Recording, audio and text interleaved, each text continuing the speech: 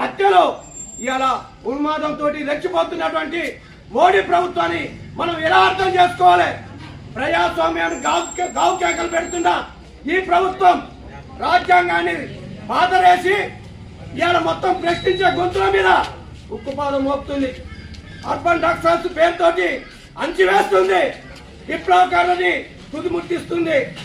ఇవాళ దబోల్కర్, పన్సారే, గౌరీ లంకేష్ లాంటి ఎంతో విలోకల ఇలా ఈ దేశంలో పౌరులుగా విలేకరులుగా ఉన్నటువంటి వాళ్ళని ఎందుకు అంతమోదించింది ప్రభుత్వం?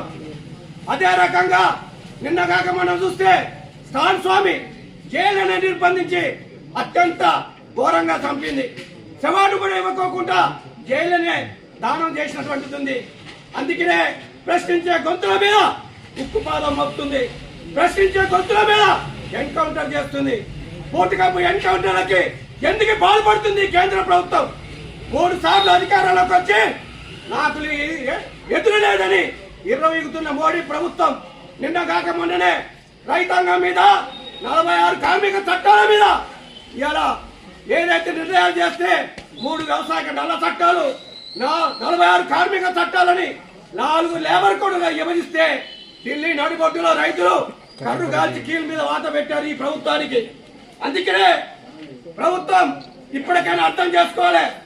ప్రభుత్వం డయ్యర్ సామ్రాజ్యవాద దేశాలు, హిట్లర్ సామ్రాజ్యవాద దేశాలు ప్రజల మీద కత్తి కట్టి ప్రజల మీద రొమ్ములొట్టినటువంటి ప్రభుత్వాలు మడుగలు సాధించలేదు. అందుకనే నియంతలాగానే నియంతలాగానే శాసిస్తా ఉంటే ప్రజలు శ్రమించరు, ప్రజలు చరిత్ర చెత్తపుష్పలో విసిరివేస్తారు అనేది ఈ సందర్భంగా ప్రజల తరపున ఇవాళ ప్రజాస్వామ్యం తరపున మేము ప్రశ్నిస్తున్నాం. మోడీ ఇప్పటికైనా అర్థం చేసుకోవాలి.